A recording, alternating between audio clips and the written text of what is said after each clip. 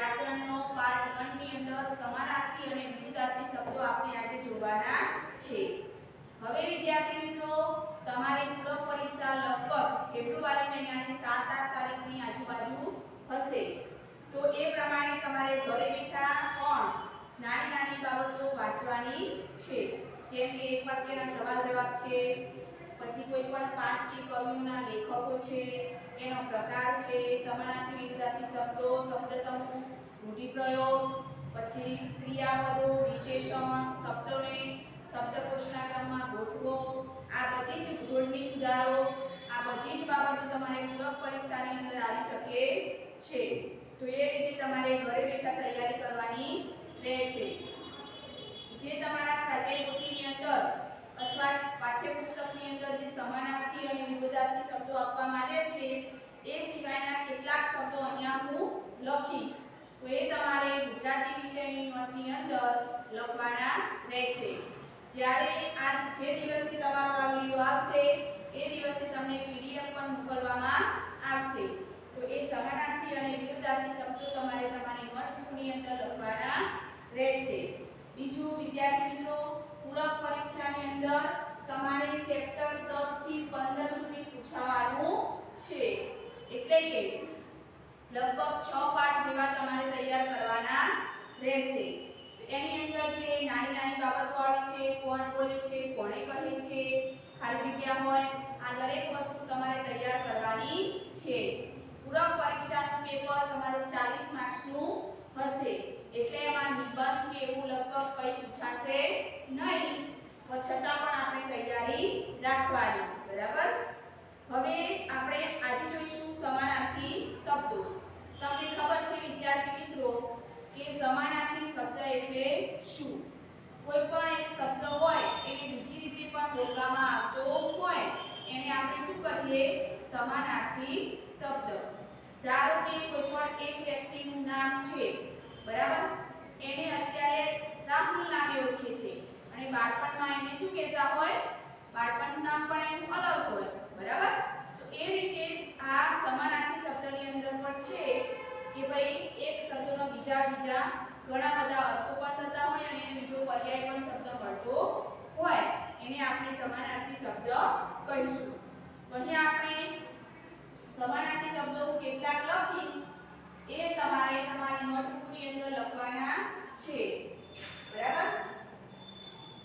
તો આપણે જોઈએ અહીંયા જે શબ્દો મને એવા લાગશે કે આ શબ્દો તમને આવડતા નથી એવા શબ્દો હું અહીંયા લખું છું, બરાબર। સમાનાર્થી શબ્દો એની અંદર આપણે જોઈએ તો અહીંયા લખ્યું છે જ્યેષ્ઠ એટલે મોટો અથવા બળો, શું આવશે? બળો, બરાબર। એના પછી છે કેળવણી। તો તમને ખબર છે કેળવણી એટલે ભણતર અને શિક્ષણ। પછી છે મુક્તિ, તો આઝાદી અને સ્વતંત્રતા। પછી છે નિકટ, તો નજીક અથવા સમીપ। યાતના, દુઃખ, કષ્ટ। વેણ, તો વચન। તમે ધોરણ 7 માં આવ્યા છો એટલે તમને ખબર હશે કે ધોરણ 6 ની અંદર પણ આ સમાનાર્થી શબ્દો આપણે આવી ગયા છે, જેમાં અમુક સમાનાર્થી શબ્દો આપણને આવડતા જ હોય, દાખલા તરીકે માતા તો જનની, માં, આકાશ તો ગગન, નભ, બરાબર, આંખ તો નેત્ર, લોચન, ચંદ્ર તો શશી, ચાંદલો, મેહુલો તો વરસાદ, મેઘ, પ્રકાશ તો તેજ, ઉજાસ।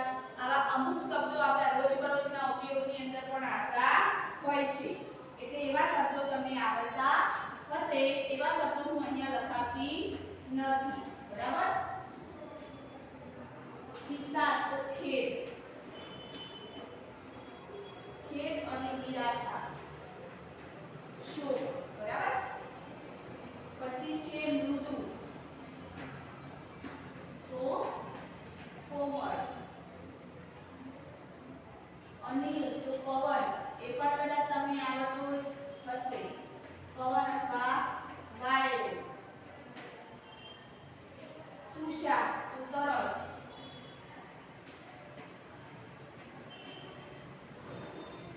નૂપ તો રાજા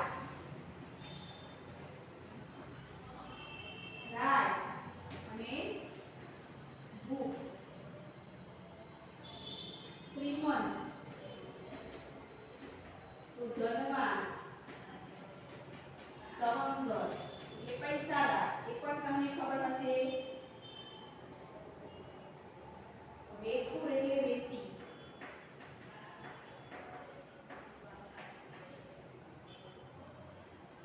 રહમ તો દયા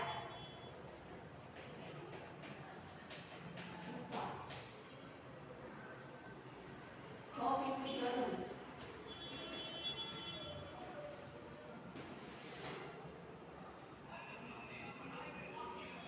દેશાવર પરદેશ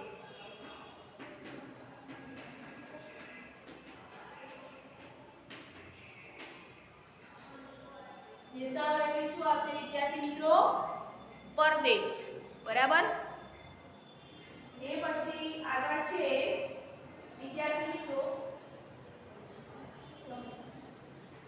મામૂલી તો તુચ્છ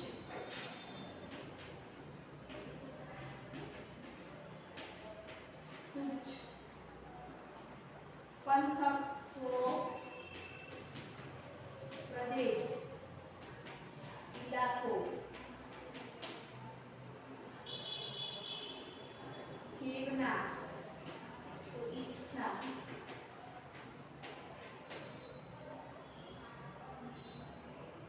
बीजो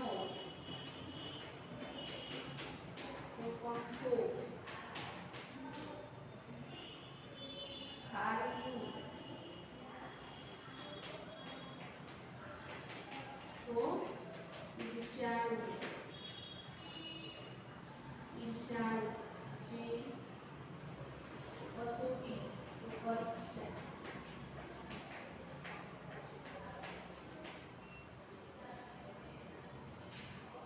આરપા પારદર્શક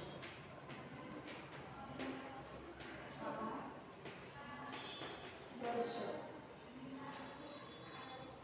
પ્રૌઢ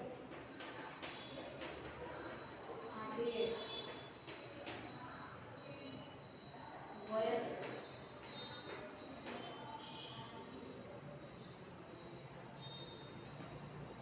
જુલમ તો ત્રાસ અને કે પછી છે એક તો પ્રતિજ્ઞા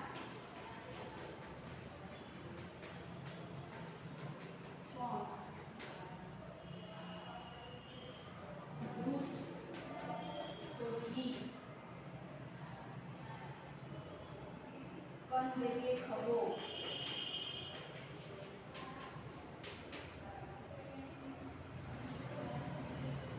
ડાળીકો તો દસતો ગંજાવર એટલે મોટું આ રીતે વિદ્યાર્થી મિત્રો તમારા પરીક્ષાની અંદર આવા ઘણા બધા બીજા જે સમાનાર્થી શબ્દો છે એ આવી શકે છે બરાબર તો આ જે સમાનાર્થી શબ્દો છે આપણને પરીક્ષામાં પૂછાઈ શકે છે તો તમારે આને ઘરે બેઠા વિષયની નોટમાં લખી અને વાંચવાના છે હવે આપણે જોઈશું વિરુદ્ધાર્થી શબ્દો બરાબર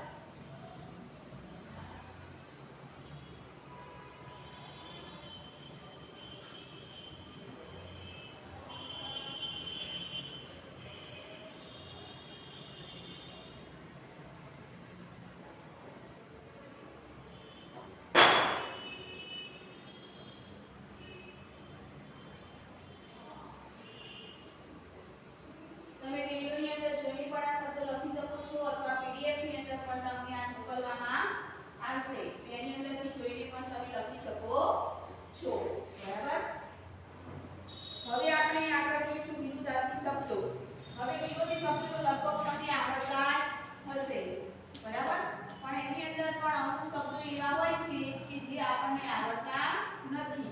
દાખલા તરીકે સંતોષ તો અસંતોષ એ તો આપણને આવડે છે, બરાબર? પણ દાખલા તરીકે એવા શબ્દો છે અમુક, દાખલા તરીકે છે કે ભાઈ છીછડું તો ઊંટું એ આપણને ન આવડે, બરાબર? એના પછી બીજા છે સંકળાશ તો મોકળાશ, સંક્ષિપ્ત તો વિસ્તૃત. આવા એવા ઘણા શબ્દો છે જે આપણને આવડતા નથી. તો એવા શબ્દો આપણે અહીંયા લખીશું, બરાબર? એની અંદર છે આસ્તિક તો આવશે નાસ્તિક. પછી જ્યેષ્ઠ એમાં આવશે લઘુ, બરાબર? આગળ આપણે આ જ્યેષ્ઠ શબ્દ જોયો હતો તો એ સમાનાર્થીમાં શું આવતું હતું કે જ્યેષ્ઠ તો વડો, મોટું, મોટો એમ. હવે વિરુદ્ધાર્થીમાં શું આવે છે? લઘુ, બરાબર? પછી છે ધનિક તો શું આવશે? નિર્ધન, બરાબર? યાચક તો દાતા, શીતળ તો ઉષ્ણ, છીછડું તો ઊંડું,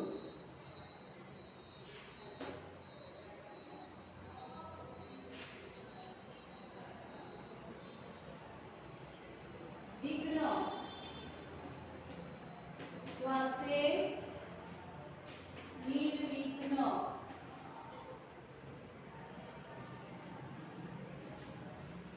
કેકરી તો ખીર,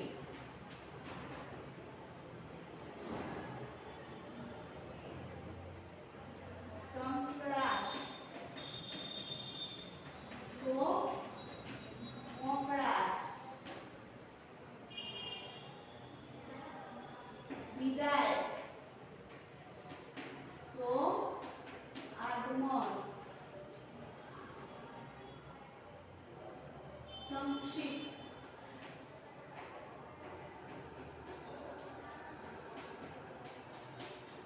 તો વિસ્તૃત, અતિશય તો અલ્પ, સાવર અસાવર અથવા ગાફેલ,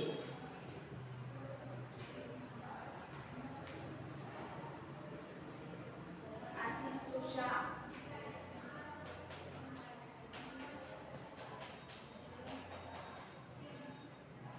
આવશ્યક તો અનાવશ્યક, આકર્ષણ તો અપાકર્ષણ. પછી છે અધીરાય, અધીરાય તો આવશે ધીરજ,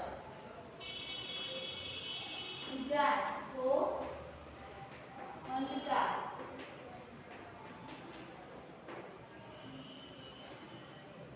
થોડ તો હોશિયાર.